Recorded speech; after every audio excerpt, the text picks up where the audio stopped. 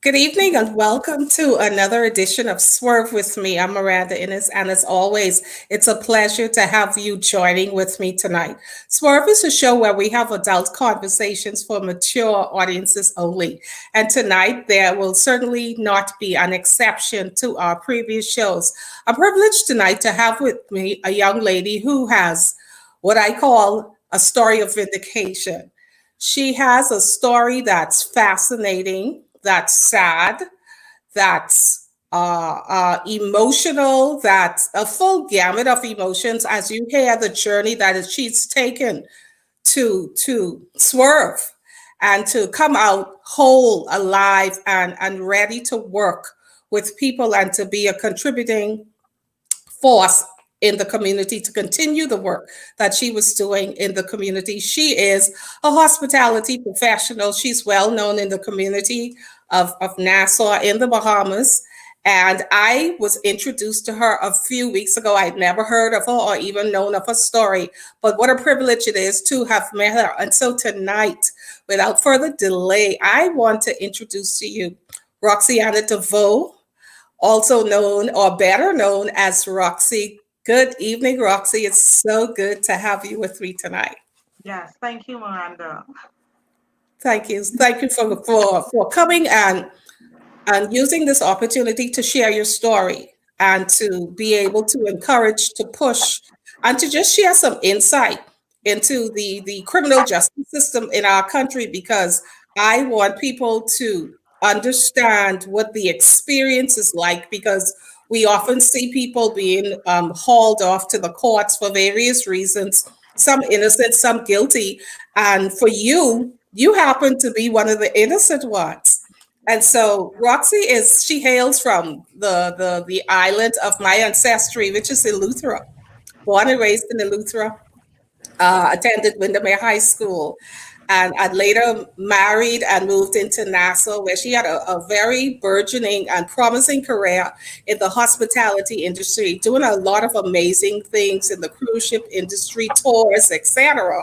And so she was well known and very good at the work that she was doing. And then she took a job with another company. And I want to pick up the story from the work that you were doing with this company and ultimately how you were charged with something, a crime that you didn't commit. So tell us about the work you were doing with this particular company. Well, the company, it's a destination management company, and that type of company is what is known as like the go-between clients, your customer, and the hotel or the restaurants or the busing system, anything to do with the customer. The destination management company will be that go-between person to do that on behalf of a client. And so you were pretty much managing the affairs of the company at the time and dealing with all the business and the Correct. clients that would come through the company. So how is it that, first of all, tell us what was it that you were accused of doing and how did they arrive at those charges? Well, to be quite honest with you, I don't know how they arrived at those charges. However, I was accused of 24 counts of fraud. Okay. So for me, I didn't really understand at that time what really fraud encompassed at that time. So as far as I was concerned, this is something that is small. It's probably just going to go away because there's no grounds for it. And then it came to, so what happened? Let me get into the story of really what happened and how we led up to all of this. So first of all, I was accused that you have to go apparently to CDU as a complainant and you have to make a case. Hmm. Apparently that was done. Right. And then CDU will decide whether or not it's enough evidence to to charge you with such a crime. So I would suppose that it was enough evidence based on CDU. I was December the 8th, I think it was. of 2017, I was picked up. Okay, so stop right there. I want you to take us back to that moment. What were you doing when the police, quote unquote, picked you up? Yes. Well, I was standing in the foyer area of a hotel Mhm. when they did. So when they approached me, it was a male and a female, of course, I suppose because I was a female, so they have to have a male and a female. And they asked a question that they were, looking for Roxianna Deveaux. And I said that that's me. And they introduced themselves and they said who they were. And then we went into a private area. Mhm. They told me why they were there. And of course, I was expecting it by then. Okay, so stop. Why were you expecting that? How did you know that there was a case being investigated against you? Well, Miranda, as you know, and as a native of the Bahamas, you know this is a small world and Okay. there's everybody knows somebody somewhere. So I was fully aware that an investigation was going on. I Okay. was fully aware of that. And of course, I decided that I'm going to let the investigation take its course. There's no need for me to get involved or even to voice my opinion at that point. So once we had already spoken about why they were here, why they were there, and everything of that nature, well, three of us walked out together out of the front lobby. What did that walk feel like? What did that feel like? Well, for a person who had never encountered such a thing before, it was for me it was a regular walk for the most part because I really didn't know exactly what really would have come afterwards. Okay. So it was pretty much a walk. We're walking, no one is really talking, but we're walking normal. Were you in And handcuffs? Were you in I handcuffs? was, I was not. Okay. I was not.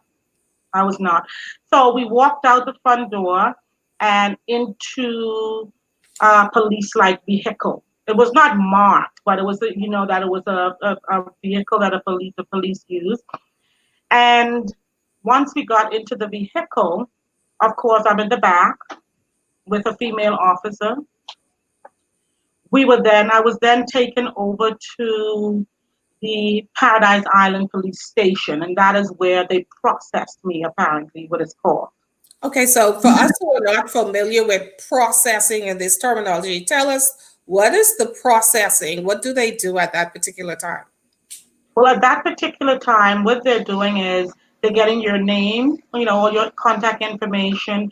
They're also, if you have any merchandise on you at that time, like your bag or your laptop, which I did have, they are also trying to secure that, to ensure that is what you gave them is what it is. They also search the contents of whatever it is that you're carrying in your bag and so on and so forth, which they did that.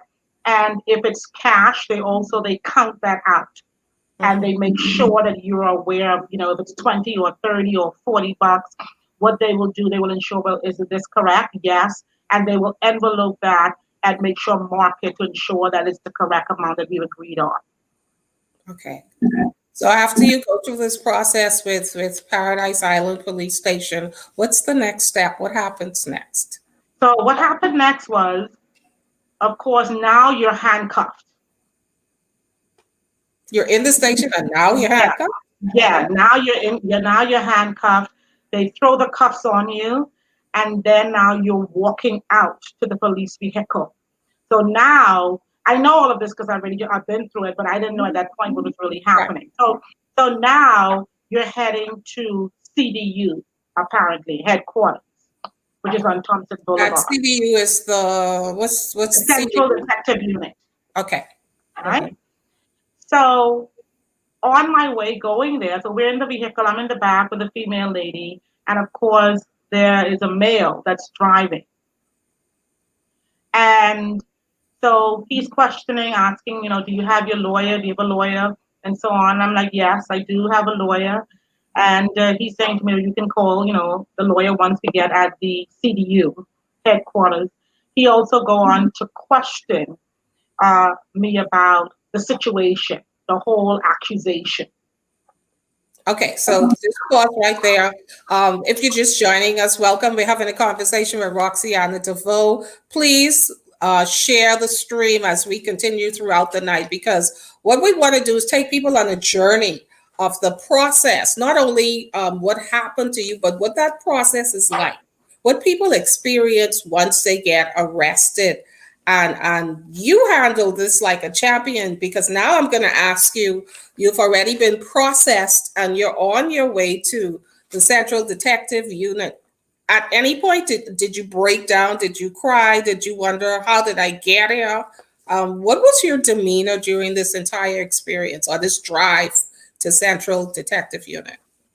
Well, Miranda, as you said that you just met me probably a couple weeks or probably a month now ago, but persons who know me, they also know that I'm a pretty calm person. Okay. I'm a pretty, yeah, very much so laid back, somewhat.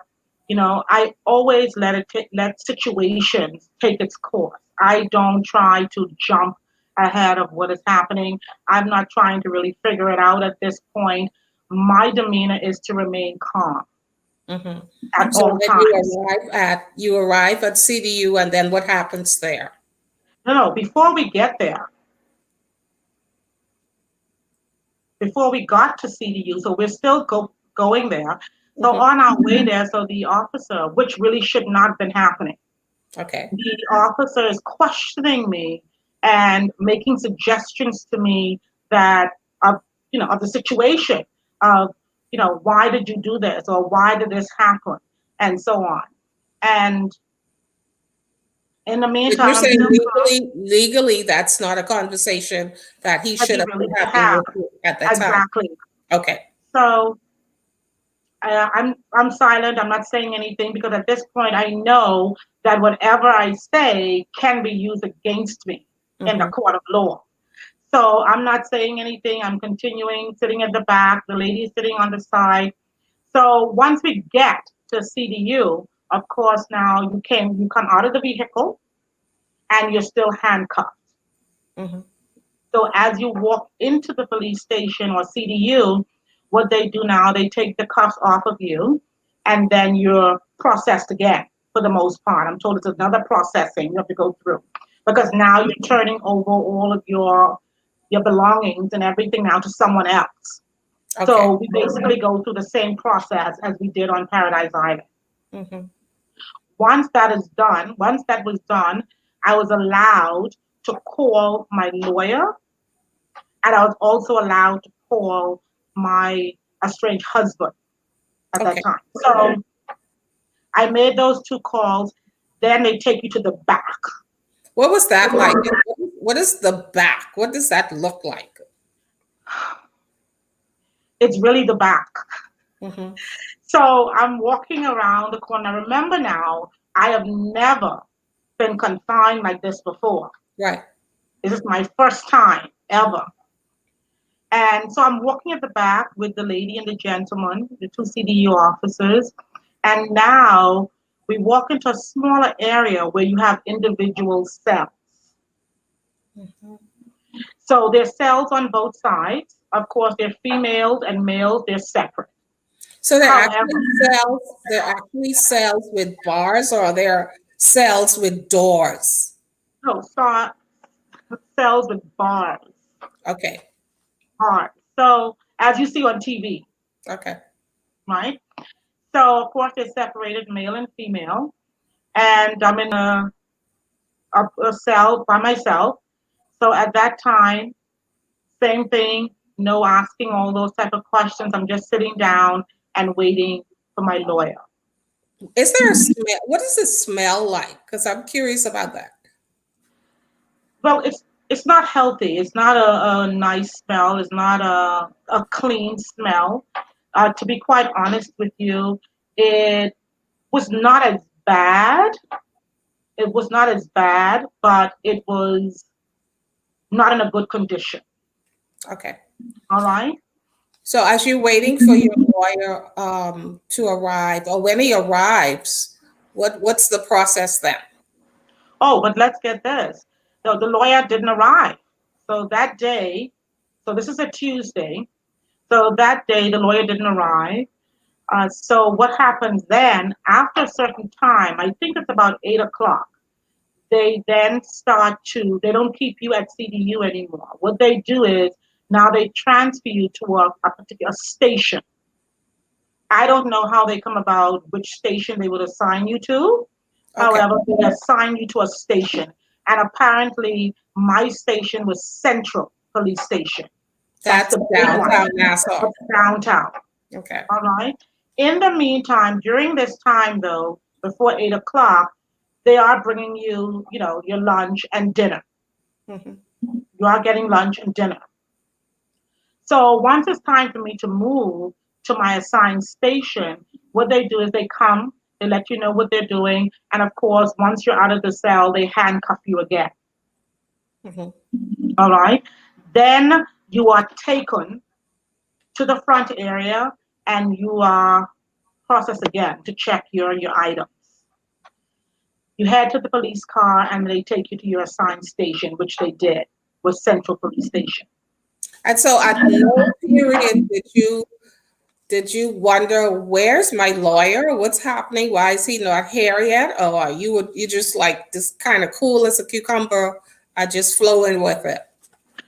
Yes, I said to myself, where is he? What is happening? However, I did not let that overpower me to Right. the point where I was getting, because I realized the situation that I was in. So I don't want to exacerbate the whole situation. I like I already noticed I'm not in control of the situation like I normally am. So I realized right away that anything that I may do can really cause it worse. Okay. All right. So I'm pretty much calm. I was a bit concerned of where he was, but I didn't concern myself to the point that I couldn't wait for the next day. Hmm. So I'm going now. We're in the vehicle, so we're heading to Central Police Station. And once you get there, you're processed again. They go through this whole thing of checking your belongings and so on and so forth. Once that is done, they then take you at the back. Now, they then take you to the back So of this Central is Police the back. Station. All right. So Yeah, like this you is said, the back so again. obviously something is not right or it's No, different than what no, you something is not. experienced last. Yes, Okay. yeah. So now you're taken to the back, and this is really the back. This is totally different from the CDU, and I'm almost certain it's different from the smallest, station because this is the Central Police Station. Okay. So once we start walking to the back, there are like alleys and avenues and all of these things through here. This is not just one cell like I was in before.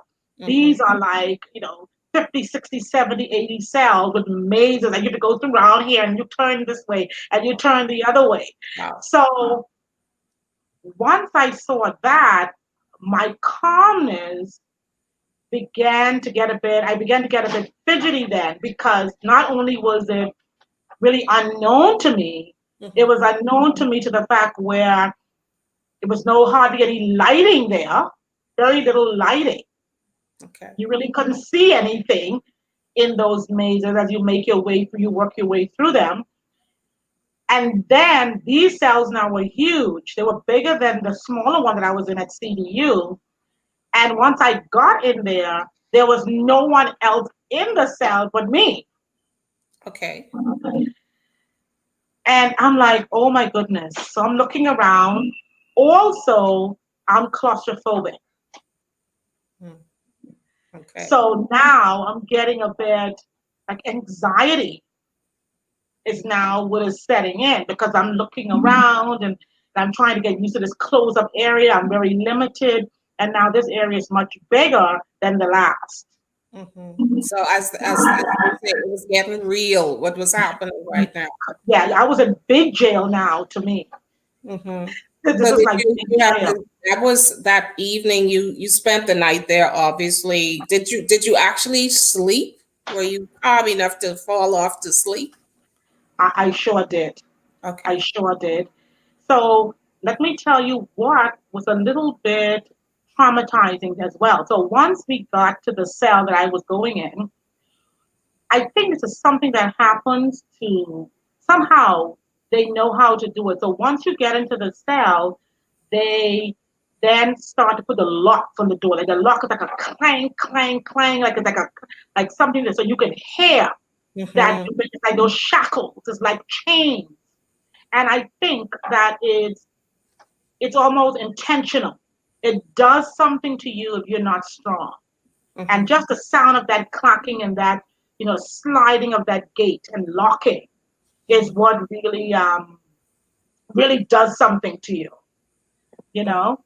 But that began to bother me a little bit. And then what also happens is if you have to use the restroom or there's an emergency, oh, from where I was and for how huge that place is, there's no officer that is assigned, like say, to a block or to a cell, and they're all the way in the front. Okay.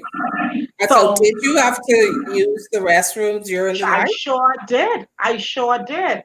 And so what needed to happen was you need to knock on that cell and shake the lock and make a banging sound so that they can hear you. Because if not, no one really can hear you. And I was feeling like no one did because I was banging and banging and banging for so long that I'm like, really? Is there anyone out there? Mm-hmm. So how And it long made did you think? Like it was what, 5 minutes, 10 minutes? oh, What? longer than that. Oh, Okay. longer than that. Yeah. Mm-hmm. And once they arrive, the demeanor is like, like why why are you calling us? Mm-hmm. Like why? What do you need so badly that you have to keep banging and knocking? And one thing I observed from even coming over the bridge, going into CDU, transferring back to the Central Police Station, is that our system, our police officers, they already concluded that whatever crime that you're accused of, that you did it. Okay. So Yeah, innocent before proven, I mean, guilty before proven innocent. yeah, they've already concluded that they have already come. I don't know why how that happened. I don't know what happens there, what goes on in their mind. I don't know what happens there, I but think they've it's just already basic human nature.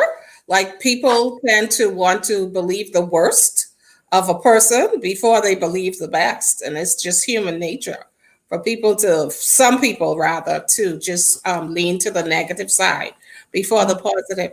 But being in that cell, because I want to speed up the story a little bit. So being in the cell and sleeping overnight, I mean, amazingly, you were actually able to sleep and you wake up the following day and what happens, how soon, what time did your lawyer finally arrive actually? they arrived like around 3 o'clock the next day. They So arrived all around day three you were o'clock. just sitting there in the cell waiting for him to come in? Correct. So at CD, I was at Central, then of course, they transfer you to CDU again. Oh yeah, So really? oh yeah, yeah, you go to CDU again for questioning. So you sit in the cell there, and your lawyer comes there to you. Okay. So around that time, so around 3 o'clock, they came and get me and said, "Look, your lawyer's here," so on, so forth. So we went into the room. Of course, they do the normal questioning. We go through what you're accused of. Mm-hmm. And of course, I didn't bother with my lawyer. Why you didn't come to yesterday, or you didn't come today, or whatever it may be. Yeah, that was like a null and void situation. Right. So we got into the room, and then of course they go to their normal questioning, introductory, and all of that stuff. After we're done with that, then that's it. The lawyer leaves. We spoke for a bit. Then they leave, and then I'm still there because I think their system is they hold you 48 hours Mm-hmm. before they charge you, and then they can extend it to like 72. Okay, so that Wow. And they're still means investigating. after speaking with your attorney, you go back to Central, or you stay there for another, 24 hours before you go to court? No, you stay there. But so first of all, they haven't charged me with anything yet. They're still going Right, back and forth with the questioning. So right. once we're done with that, then they hold you there, Hmm. okay? Because they haven't charged you yet. So they hold you there, and then at 8 o'clock again, they would now take you back to station. Okay? So this process continued to happen for like 72 hours. Okay. Okay? So I'm there on the Tuesday, I'm there on the Wednesday, I'm there on the Thursday. So Hmm. at Thursday at around 8 o'clock, when they're supposed to say, well, or before that, well, look, you're free to go, This is or we're 8 p.m. charging you or 8 a.m.? 8 p.m. Okay. All right. So at 8 p.m., around 8 p.m., they're saying to you now, okay, hey, you've been charged. You're going to court tomorrow. Your lawyers are already aware of this. So this is what they're saying to you on the Thursday. So I'm like, okay, fine, because Thursday now will make up the 72 hours. Hmm. So all right, so now we're transferred back to Central. The next morning, you go to the same thing. The next morning, so I'm preparing myself to get ready to go to court because So now at you're some charged. place along the line, your family must have brought you a change of clothing and all of that. Of course. Okay. Yeah. So what happened on that Thursday? All of this time, I'm still in the same clothing. Hmm. All right. So on the Friday morning, I'm up very early. They come and get me around 7:30, 8 o'clock, because now I'm going to court Hmm. to be charged. Once I get now to Central, so they take you back down to CDU, go back there, and then they process again, and then they take you down to Nassau Street. To the court. So to the court. No, you're now in Nassau Street Police Station. You are holding there until they're ready to escort you to court. So let's talk about now. Finally, you're in the court, and appearing before what would be a magistrate. Was it magistrate? Correct. Court. Okay. Correct. What was that like, hearing your name called? I mean, this is the first time you're ever having an experience of going through the court system like this. What was that like when you heard your name called for the first time and the list of charges read against you? Well, what let's even before that, when I'm walking and I'm being recorded by the news. Right. Okay. That's right. So I'm walking from Nassau Street Station from the Central from the Nassau Street. So you're walking up, and of course, all the newscasters and everybody is there, and you're on camera, you're on TV. So I'm walking and just normal and calm, and of course, you have to be handcuffed when you're walking. So inside the magistrate, I'm sitting down in the front, and when someone calls your name, like your Grammy, when they call your name, your full name, Mm-hmm. that is something that's legal, right? At that time, Exactly. this is fully legal, and this could be very serious. When your Grammy say Miranda, Yes. Mm-hmm. Roxianna Deveaux. And so I'm waiting there. So I'm sitting there, and the magistrate calls the commissioner of police against Roxianna Deveaux. Mm-hmm. At that point, I had a bit of nervousness because this is unfamiliar territory. Mm-hmm. So you stand up, and I did, and I'm looking at the magistrate, and he's reading off the charges. 28 counts of this. And at that moment, to be quite honest with you, I fully did not understand what it was. I didn't know the depth of it. Those The various jargon that they, charges. yeah, I didn't know. And so at that point in time, I only knew that I was pleading not guilty. Mm-hmm. And you may be amazed by this. I thought that, okay, you're not guilty, then you go home, and then whenever the case come up, then you come back. So You thought you would go home once without bail? again, yeah, no, I thought I was gonna go home because I really and Wow. truly Okay. did not understand. Well, even if it was bail, I thought it was like an easy process. Mhm. I didn't realize the process that you had to go through to really get bail. So let's go right there. So the charges are read, and you're given bail in the amount of what? Oh, they don't say that there yet either. Oh, They they only didn't. say that you're remanded. You're remanded to the facility until a certain time for trial. Okay, you can So apply for no, bail to the no Supreme Court. conversation about bail came up in the magistrate's court. Yeah, they do all of that. They're saying that you are remanded to the correctional facility for a Mhm. certain time until bail. You can apply to Supreme Court for bail. They tell you that there. So after that appearance in court, you're taken to the correction facility. Yeah, of course, right. You're doing your Right. take. And then how long did you stay there on remand before you got bail? Uh, that Thursday, that next week Thursday, So I you were stayed there sitting there for an entire week at the correctional center. without bail? Yes, Okay. Wow. So what was that like? Because right. we're So, talking to an audience of people, we've never had this experience before. So what does so remand mean? What was that like being in there for a week? yeah. So so once you get up, you go on the bus, get up there, and all that. They process you as well. Once you get up to the correctional center, and once you get in there, you go into a dormitory type style, Okay. not cell. It's like a dormitory type style. They have a leader there too, where Did you you in have a your room dorm like leader. so? Did you have a roommate? How many of you were in one I, room? no, at that time it's a dormitory. They're bunk beds, Okay, so so you have just one 1,600 wide open room with bunk open space. beds. Okay. Correct, correct.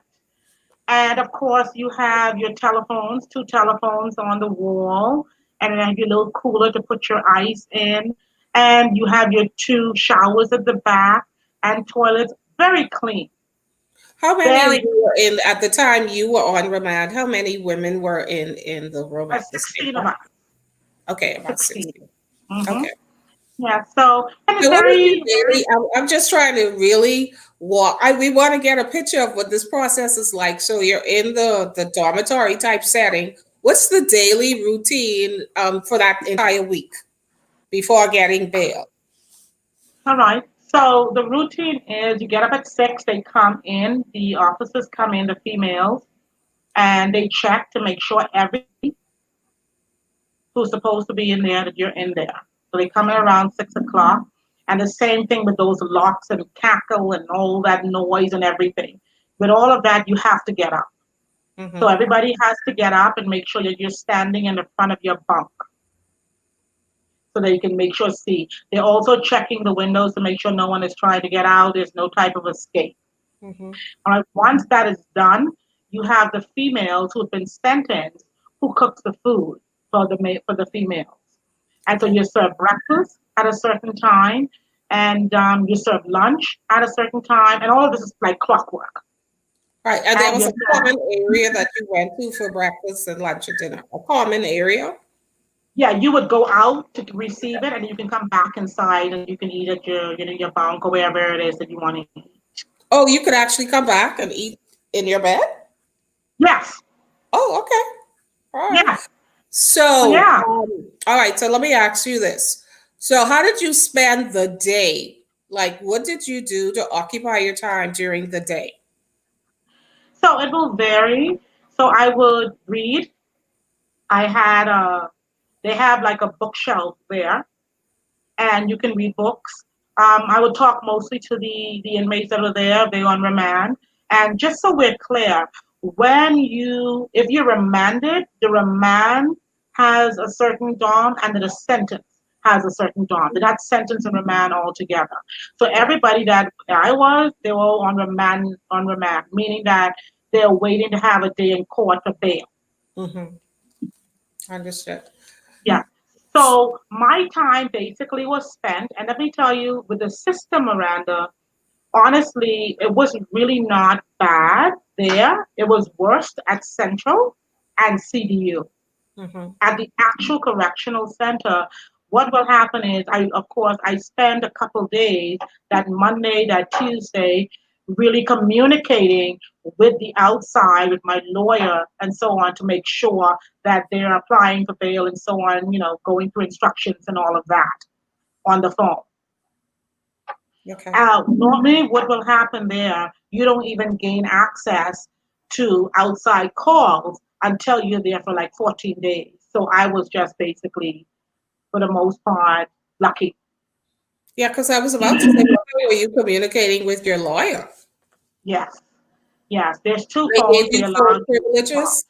They gave Yes, you phone. Okay. yes, So they do. you finally get the call, I guess, or a message that you've gotten bail, or Yes. you So what happens had to is, go to court to go for bail.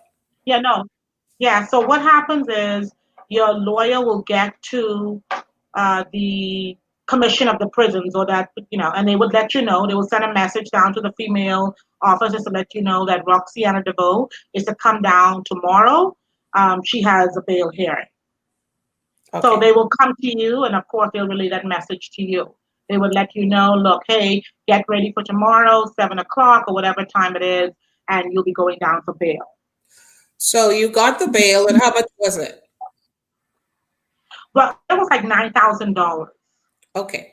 So let's Yeah. let's talk about the story because your story so far is very abnormal because you've been so in control of your emotions, and that's what I mean when I say abnormal. I'm sure most persons would have been so much more, and the people that are viewing could probably attest to this.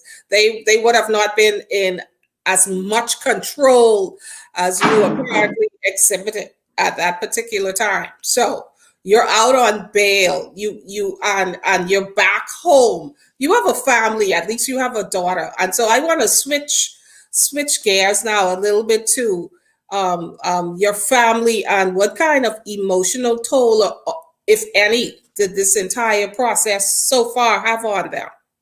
Because they're used to having you home day to day, and then this thing happens and disrupt your lives, and then you're literally remanded for 7 days at the correction center. So what was happening with your family? Well, what kind of toll did that take on them? Well, to be honest, at that time, we didn't really know. Um, we are pretty much controlled. We are pretty much a controlled family, and I am pretty much the person that is in control of our family, meaning my mom, my father, and my environment, my sister, my brother. Our environment is pretty much controlled because of me, because that's the type of person that I am, and also they look to me Mhm. to have that type of nature. So So I once was. you return home, because I don't want you to sound I don't want you to sound robotic or anything, right? And that's why I continue to keep delving into the emotions, like what people were feeling, and I want to go to so after a week of being in there, and you said it wasn't so bad.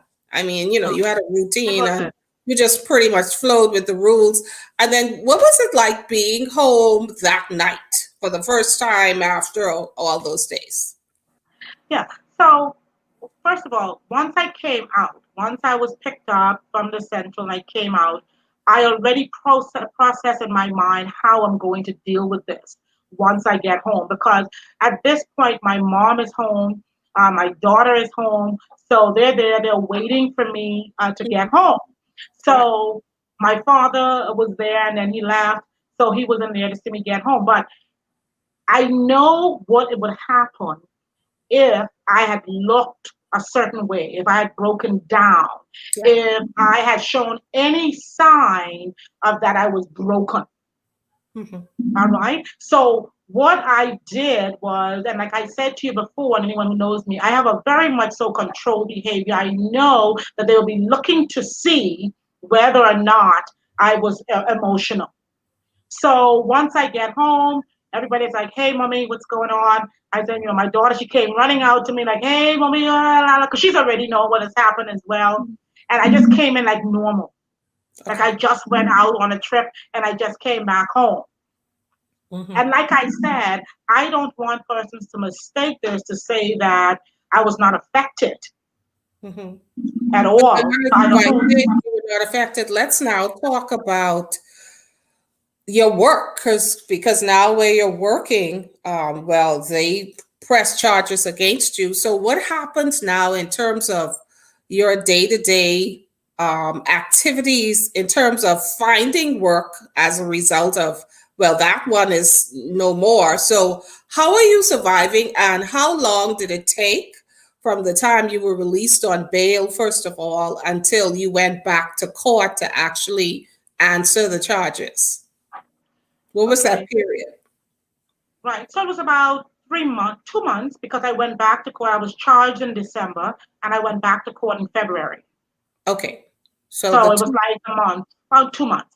okay. And when you went back in February, what happened?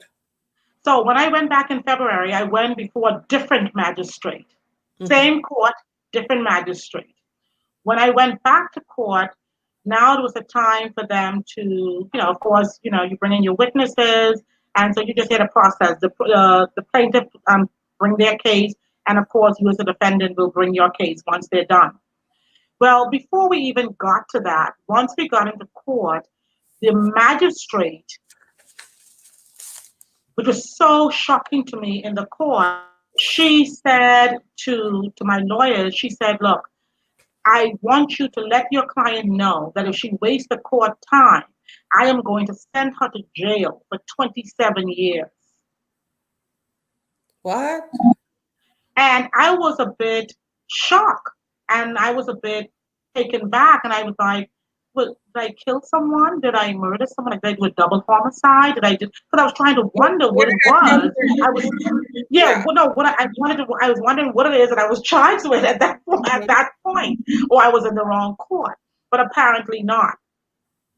I went through very long. So I was dealing with court number 8, this magistrate who already, for the most part, saying to our prosecutors, "Look, I want you to postpone all my cases because I want to deal with this case." All Was this right. somebody that you somehow knew or knew of? Like, why this attitude towards you? I don't know. I don't know. I never knew her before. It's my first time seeing or hearing of her. Mhm. But what I really want to point out at this point, Miranda, the judicial system is that, Mhm. like I mentioned to you before, about once you're charged with something, how the police and the lawyers and the magistrates and all of these people, how they look at the situation. They already analyze the whole situation before it's even tried. Mhm. And I was going back and forth with this magistrate, hurling all of these insults, hurling all of these insults, even to the fact where she started the trial at some point when I was in between lawyers. So what do you She mean in started, between lawyers? So the first lawyer that began the case, you fired that lawyer. At yes, what point? and the second one. Well, first of all, you didn't tell me that I had to apply for bail all of this time. And then I was just not pleased with where it was going. I wasn't pleased that they were taking the case very seriously. They were asking me to provide them with so much information, but really they should be doing their research. Hmm. So Okay. they laid it. So in that case, I don't really need you. What I really need is someone who knows the law, who knows what it is. I've already presented you the case, who's already read the charge sheet and knows what the way forward from there. So I was not pleased with that first lawyer. Then I had a second one, Mhm. and then I had a third one.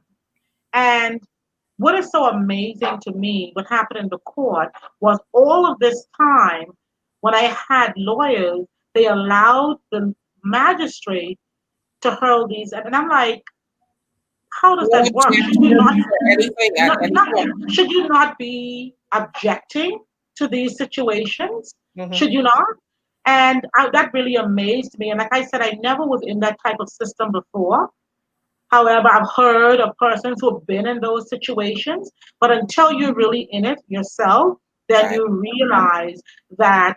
And I'm going to tell you, Miranda, if you do not have money, if you don't have the access to money to get you through this process, Mm-hmm.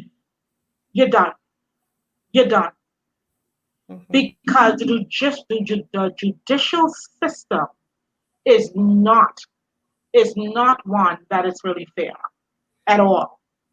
And so I, between your first, that was the third lawyer, the final lawyer. the fourth lawyer was the final lawyer. Okay. All right. So Yeah. now let me rephrase the question. Between the first lawyer and the fourth lawyer, how much time had elapsed? Uh, so from that February, for that whole year, I was going back and forth to the court system, dealing with the same magistrate. So it was going on for like about 7 months. Okay. So for about 7 months, it was going back and forth between the first, the second, and the third lawyer. At some point, I went to court alone, by myself, without any lawyer. And then any representation. Yeah, What was because I, different? What was different about that fourth lawyer that well, made you Miranda, say, okay, this is the one? well, firstly, he was a professional, the fourth lawyer. Mm-hmm. Secondly, he knew the law. He was very much so familiar with my case and the type of case that I was dealing with. Mm-hmm. And what was so amazing about the fourth lawyer, Miranda, honestly and truly, is that one, he normally don't even take fraud cases. Okay. That's one. Mm-hmm. Two, he he and I were like, it was never a point where he was always present. That was the whole thing about him too. It was never a point where he sent a second. There was never a point where he sent a sit in. He took my case Mm-hmm. and he performed like it was a murder case, like it was the only case that he had. Mm-hmm. Honestly, I felt comfortable with this lawyer. I felt that no matter win or draw or lose, I believe that he would have done his best to make sure that I was vindicated.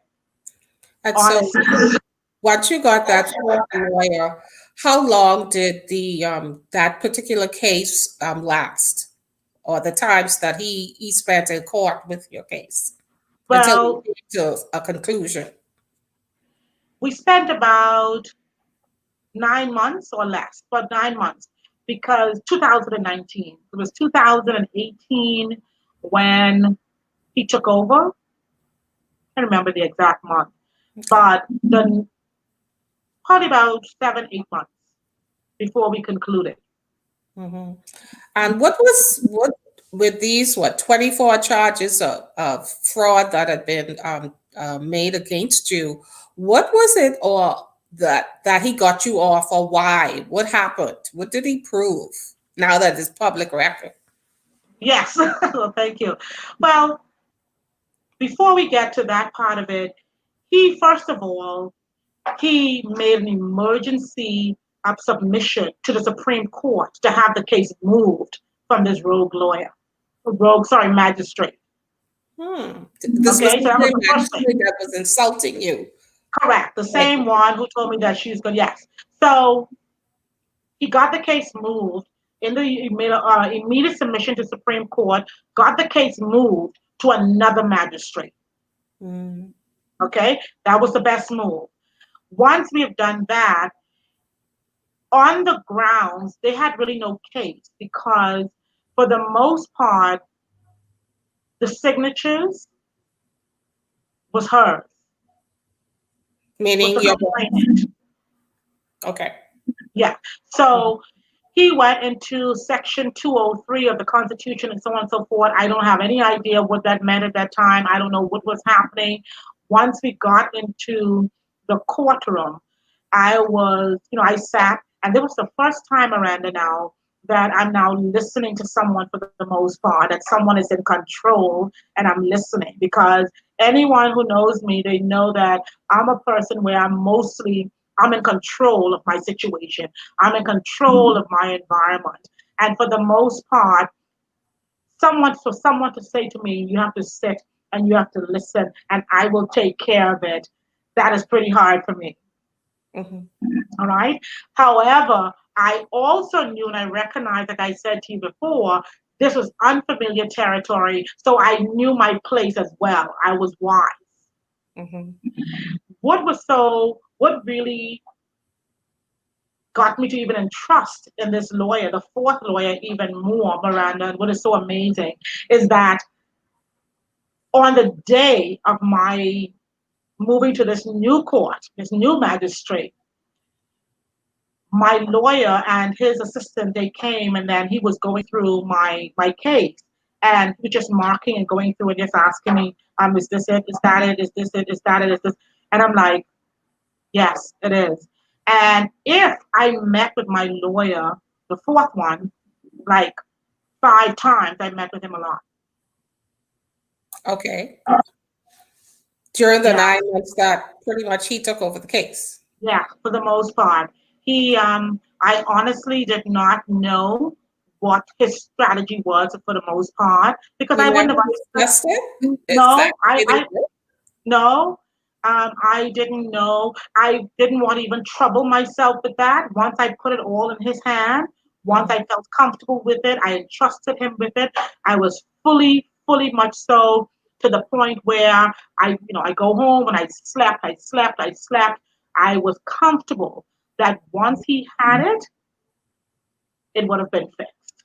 Okay, let me go through some comments tonight. I think people are just pretty much in awe, and I see some comments saying, "Wow, wow, this took some strength and restraint." Somebody else says, "Wow," again. Someone else says, um, "Wow, what?"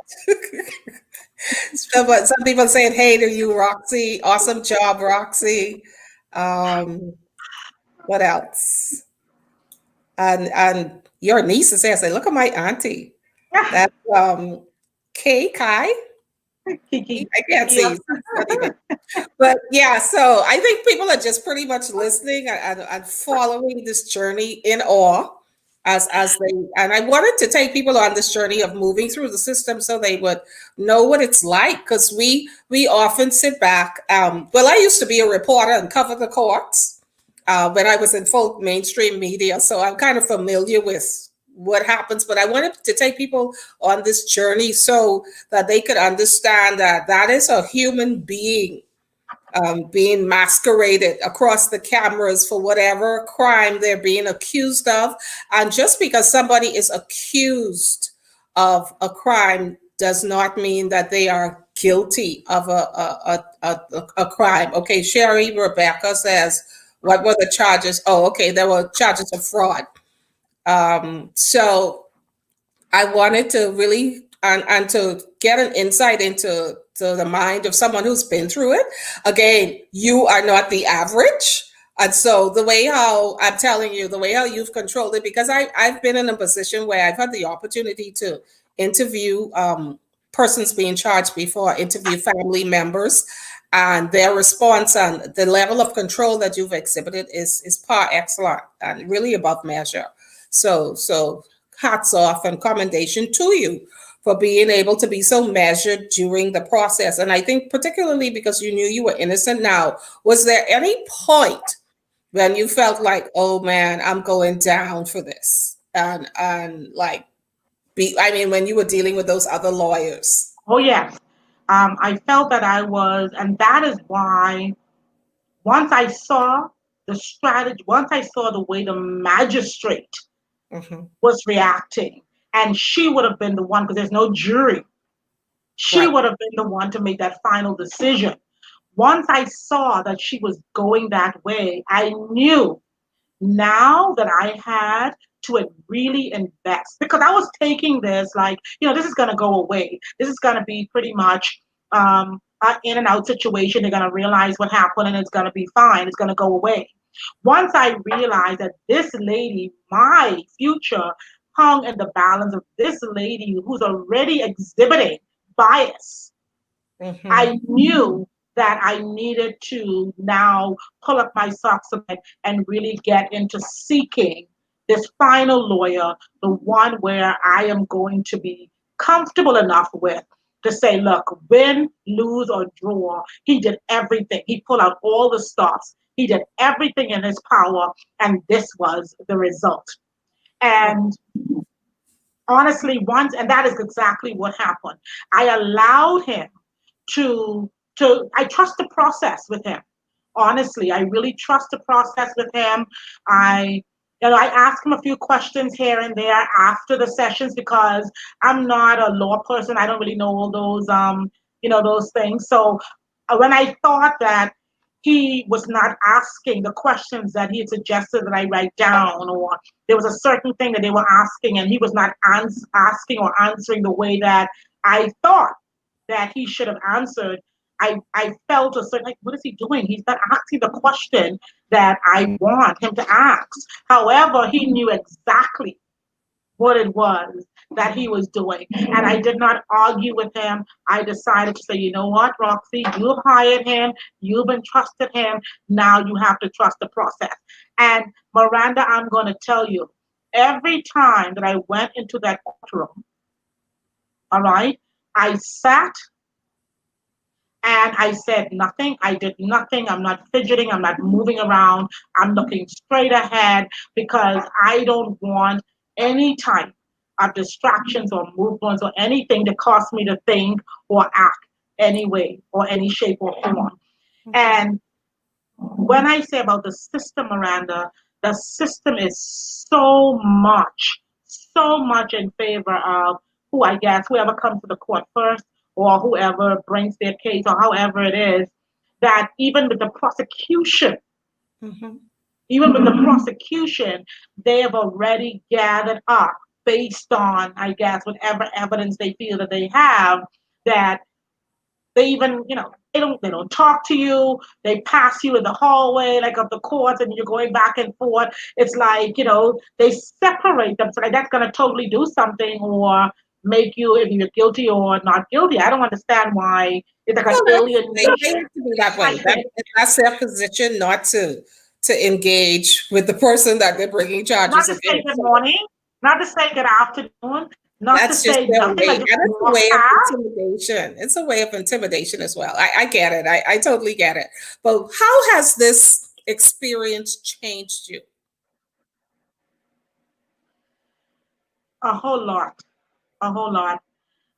Just a little bit of, I was a person, and I still have some of those attributes, but I was a person where I took things very lightly. Okay. I was a person where I was very much so laid back. I trusted a lot. Oh no, this can't happen. This person won't do this. Oh, this didn't happen. Oh no, no, no. It's okay. It's not them. You know, I very free nilly willy, as you would call it. And there were some things that if I had done by protocol or the proper way that it really should have been done, standard operating procedures, we Hmm. may not have gotten to that point. But Okay. because I was so much of a carefree individual, I I got very much so lax in how I was handling and running affairs. Okay.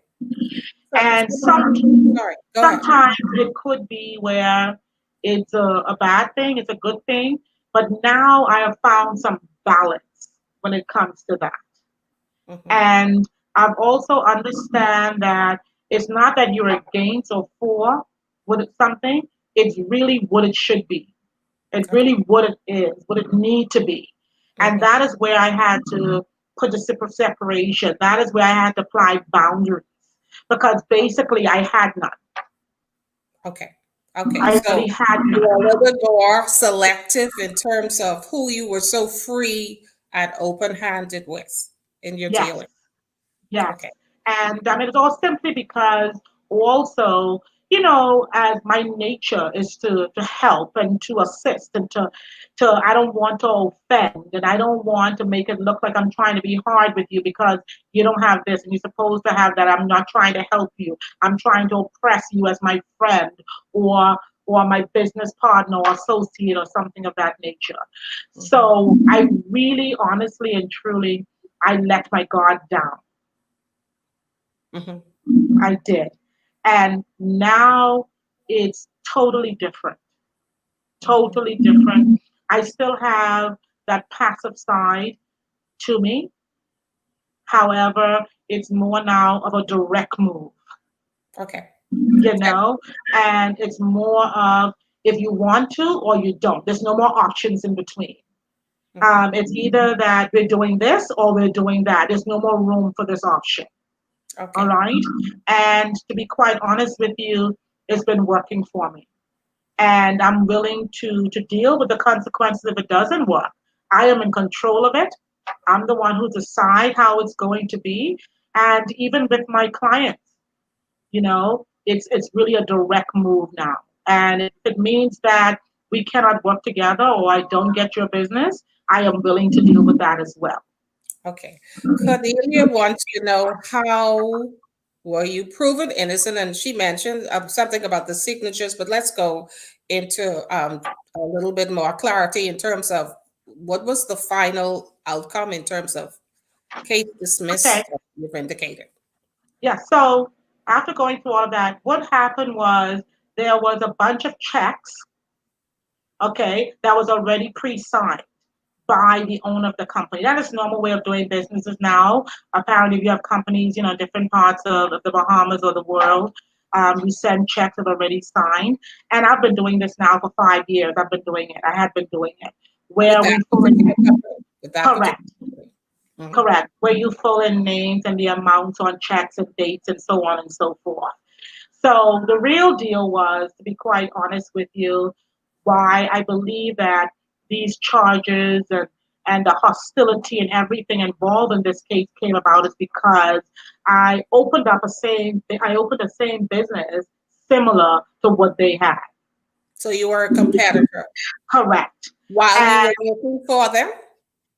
correct. At my final stages of leaving them, Mm, I did. I never had any agreement with them not to. I okay. never even had a job description to say that I couldn't um, do this.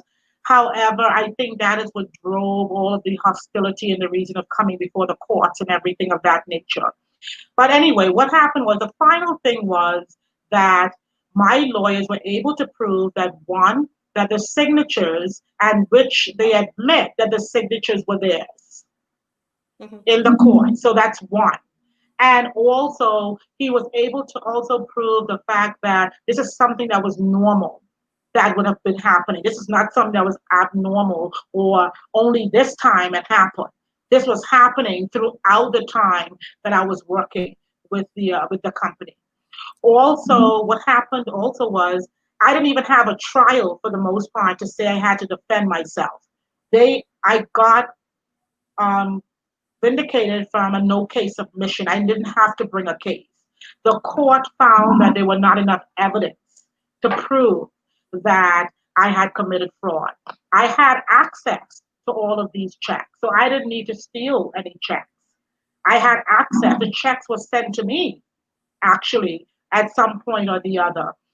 So it wasn't like I broke into somewhere and I stole the check because that was one of the charges Or where you you forged your signature.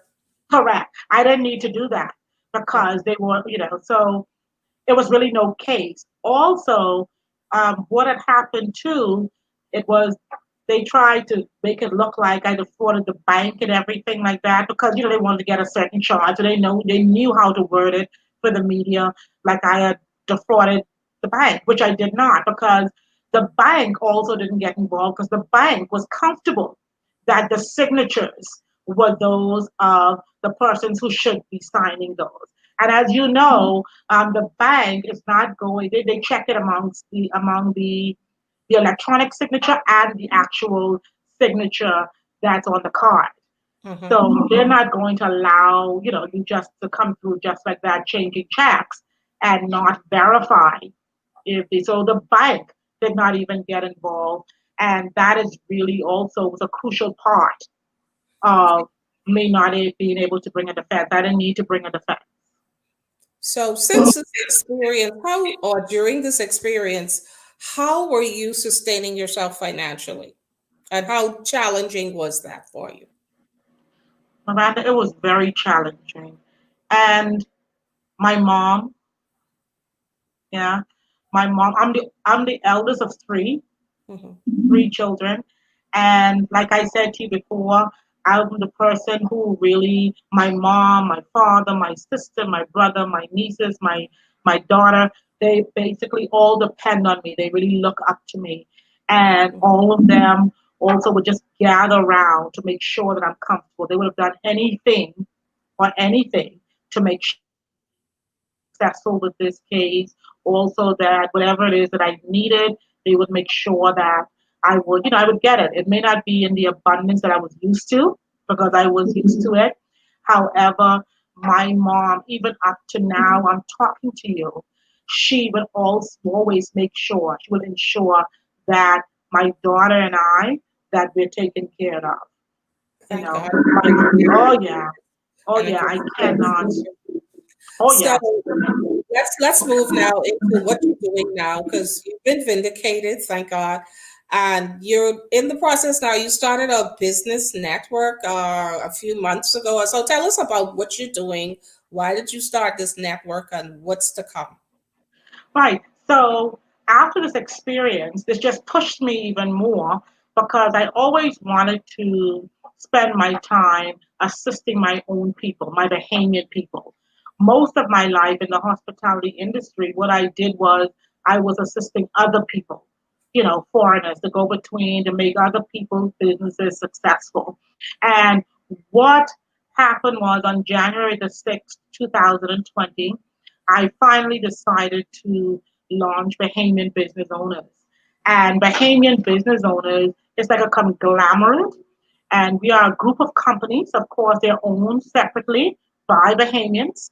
However, what I do, we came together under one network, which is Bahamian Business Owners, which I'm the founder of it. What I do with Bahamians, small businesses, I help them to grow and to go from one point to the other. So the businesses vary from food and beverage, from training, from fitness, anything of that nature. Once you're Bahamian and you have a small business, you are welcome to join our network. And like I said, we help them to get grants from the government, like the accelerator program that the government is promoting right now. We have a lot of small businesses in the Bahamas, even though they have talent, even though they have the wherewithal to do it, they don't have the foundation. They don't basically have the paperwork necessary to carry out a successful business.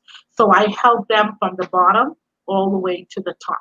So if they don't have a business license, if they need logo, if they need marketing and branding, anything of that nature that they have or they're in need of, I will help them to get Mhm. So how can that.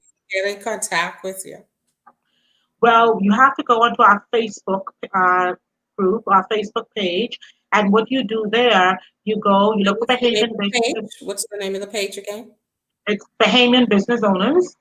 So Okay. you would go to Bahamian business owners, and you will, ask to join our network. Of course, the membership team will reach out to you. They'll require certain things from you because in business, we want to make sure that we're legit. And this is one of the things that I've learned from my experience. Every business owner has to have a business license. Hmm. That's for sure, in order to join our network.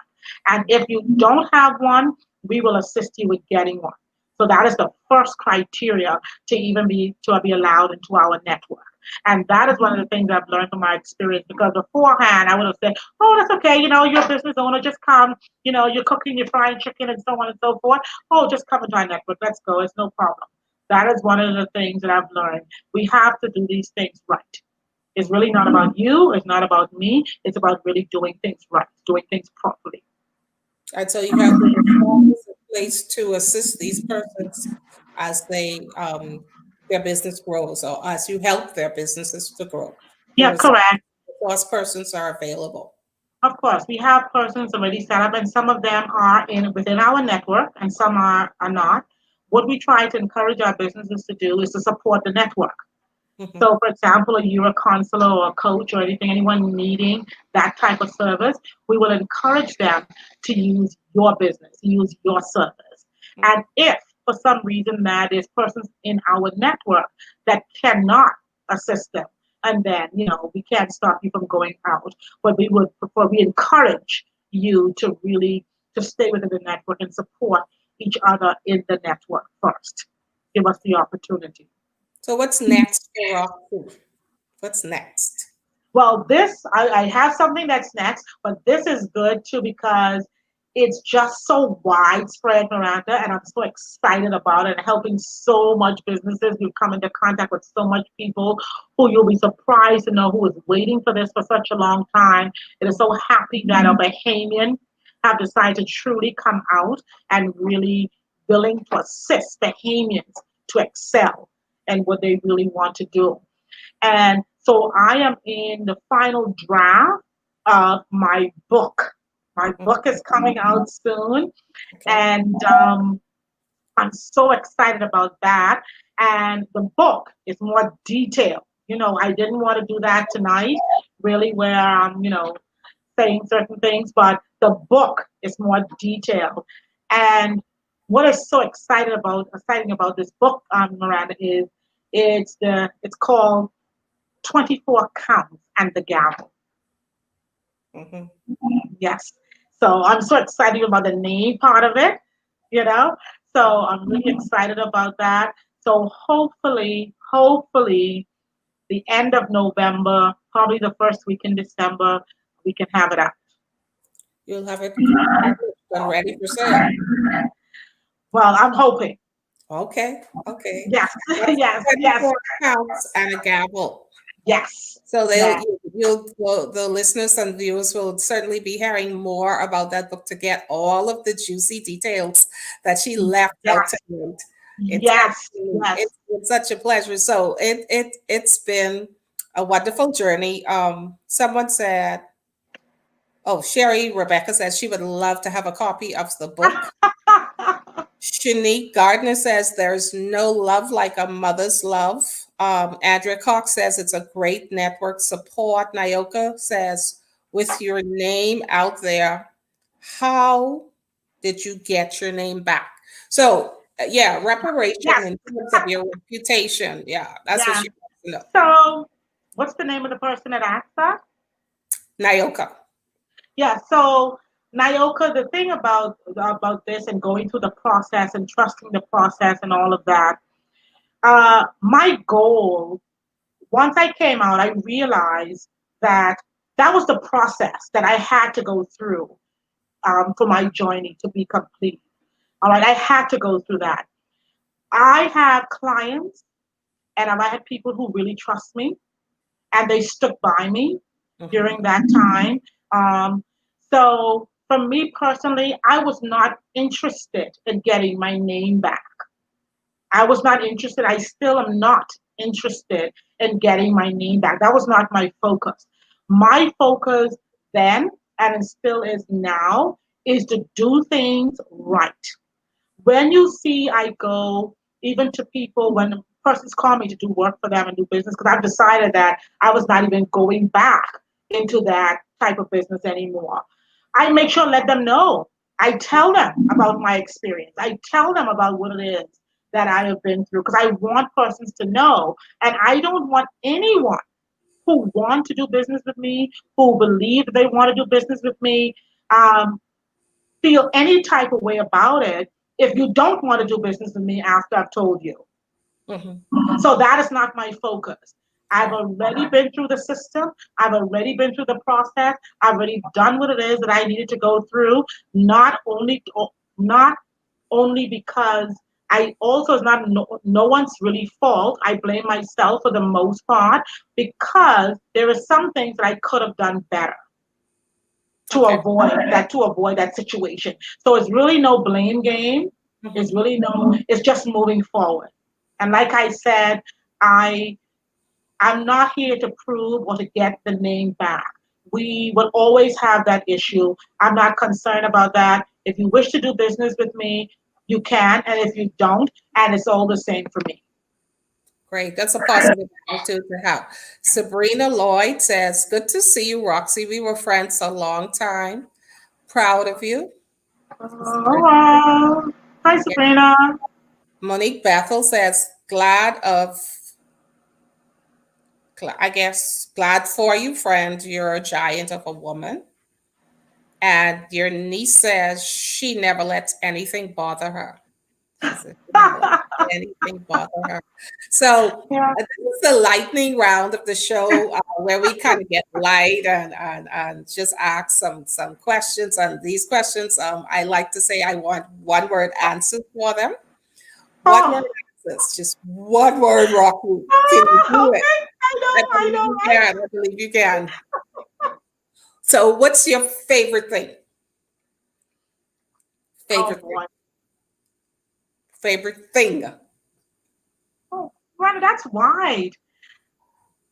Okay. My It's gonna favorite get thing. narrower. Okay. What's your favorite Okay. My thing? favorite thing, doing me. Okay.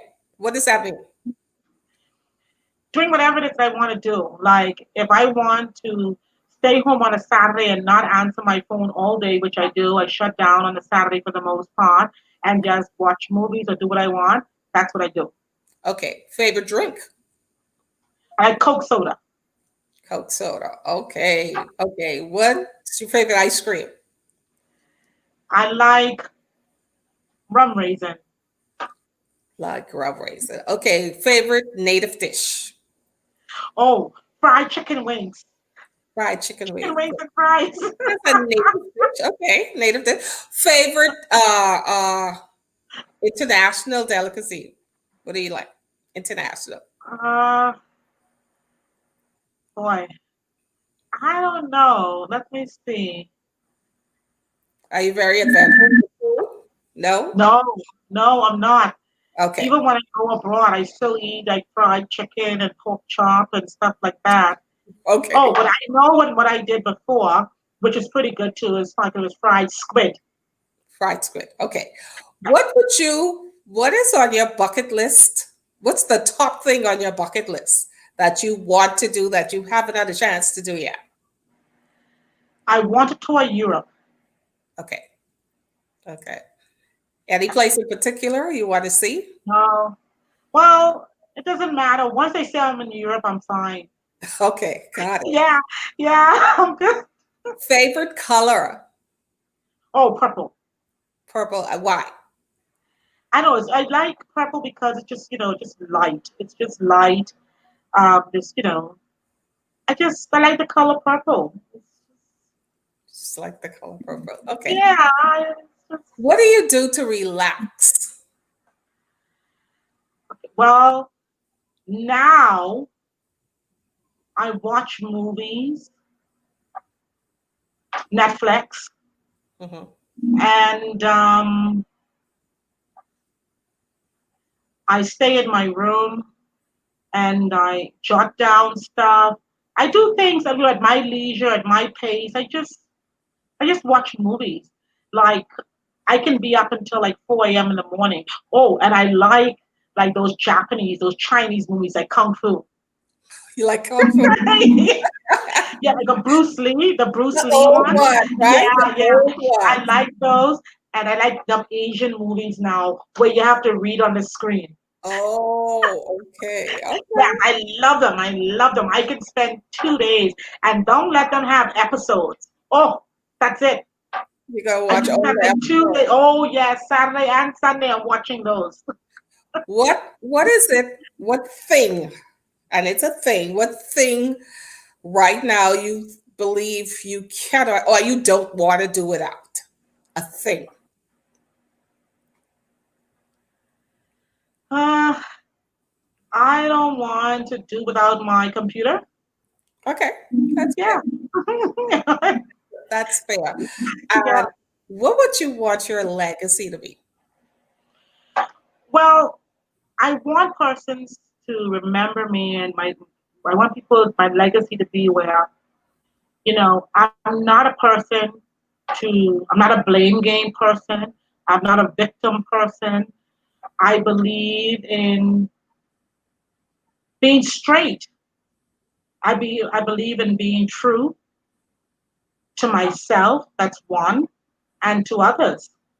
I just want persons to remember that Roxy is just a person where she really does her own thing. Mhm. She does her own thing, and I try to do what I believe is right. I'm not a customary type person. I don't do things because of everybody else doing it because it's customary to do. I try to do things because I believe that it's right to do. And just a simple person. I'm just simple. Just a Right. simple rock thing. Like coming on this show tonight, and I take all kind of struggle trying to get myself, and I'm not even polished up like some people would be. Just trying to get myself together because I normally just come right on. Mhm. you know? It's okay. The best person that you can be is you. Yeah. That's the best way. So, on that note, I want to say thank you so much. Thank you so much for taking us on this journey, Roxy, and giving us a glimpse into what you have experienced, and more importantly, the lessons that you've learned and the way that you're using this experience now to help others with the book coming out and with the network that you've built for business owners.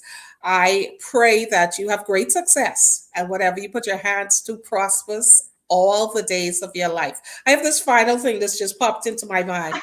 Yeah. What is it that you would want your daughter, since you have a daughter, what is it that you would want your daughter to learn from your life experience? Yeah. So my daughter and I, we always talk about this. And she's always like, "Mommy, oh my goodness, you're just so different. Come on." Like things that she would talk to me about that probably normally children or daughters can't talk to their parents about. I want her, and I always tell her, do not do things because someone else is doing it. You do it because even if you have to suffer the consequences, whether it be good or bad, you do it because you believe that that was the thing to do. Even if Mhm. it was right or wrong, you believe it. You didn't do it because of Roxy. You didn't do it because of Miranda. You did it because Gia believed that this was it to do. You make your own decisions, not based on anything that anyone else is doing or saying. And you have to be real with yourself. You have to be true to yourself.